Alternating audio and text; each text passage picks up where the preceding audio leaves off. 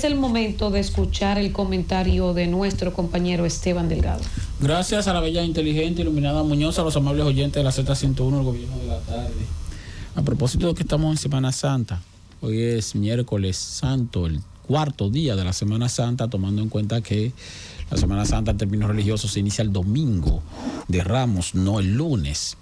Pero en todo caso, lo que quería hacer era un breve ejercicio sobre la visión que nos pinta en parte la Biblia cuando no la analizamos a profundidad sobre la figura de Jesús y la visión que nos pinta la Biblia, que nos pintan el cristianismo o los líderes cristianos sobre la figura de Jesús, a los fines de hacer que, en resumidas cuentas, los que están en peor condición asuman una posición de resignación y no de superación.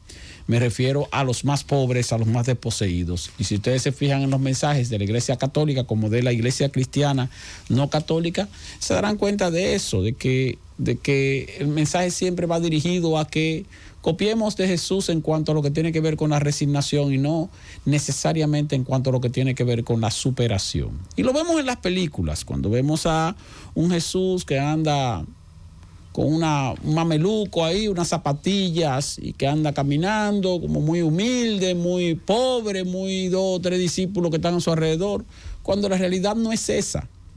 Si nos ponemos a analizar desde el punto de vista de algunos acontecimientos bíblicos que nos hacen ver entonces que Jesús tenía una elevadísima influencia, tanta que finalmente terminó siendo crucificado y terminó siendo la figura humana de mayor influencia en el mundo, principalmente en el mundo occidental.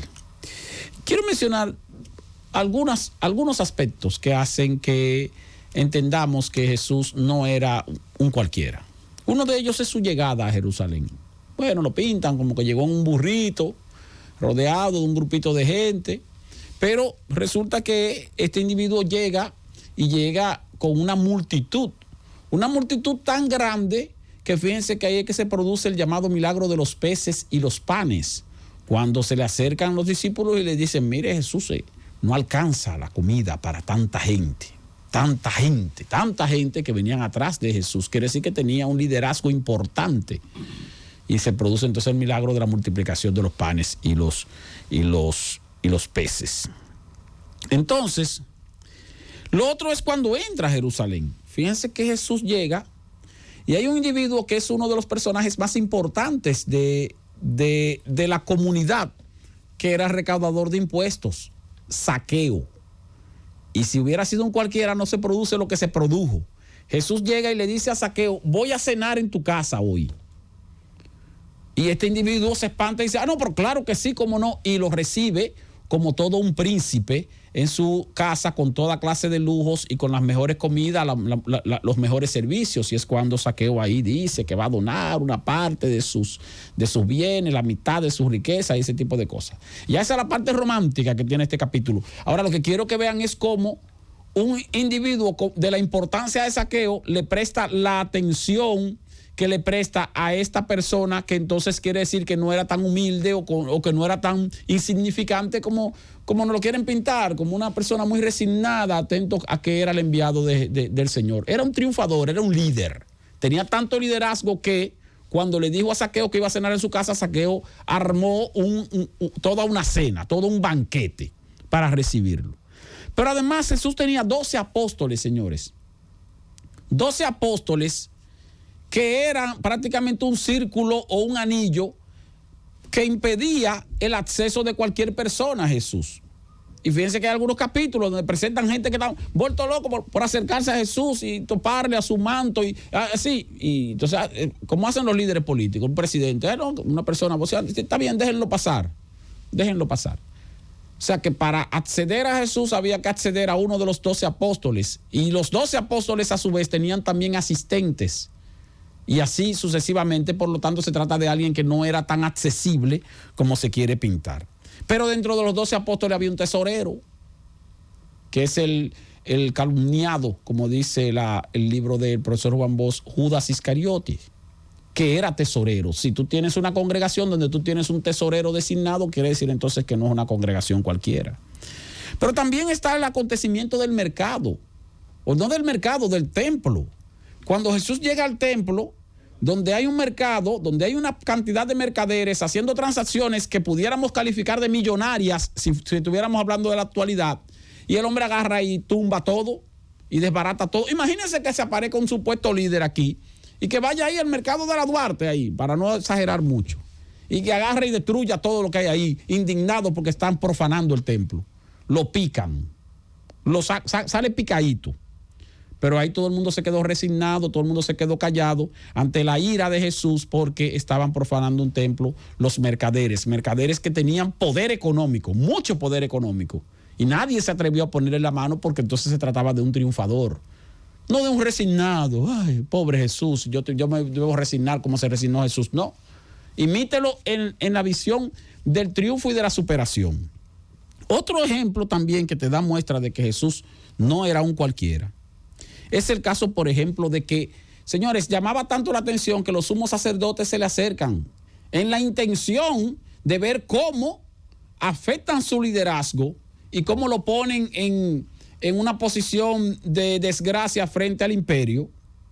Cuando se le acercan y entonces le preguntan: Jesús, ¿y usted cree que es justo que se pague impuestos?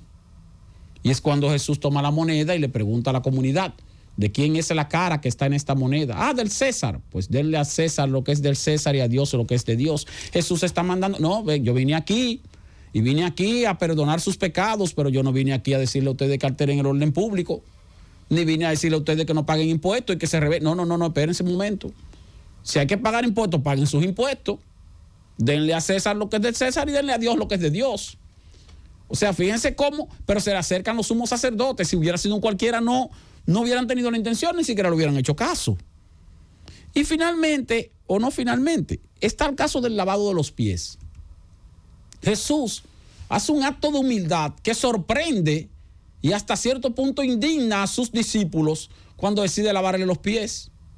O sea, Jesús era un individuo de tanta grandeza que cuando él le dice a sus discípulos, que son gente cercana a él, tampoco fue a un grupo de cualquiera que él decidió lavar los pies, fue a su propio discípulo, a los 12, y le dice: siéntense ahí que le voy a lavar los pies.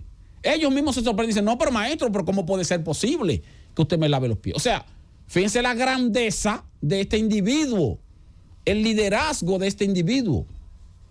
Y finalmente está la propia crucifixión, porque en aquella época no crucificaban a los ladrones, a los rateros, no.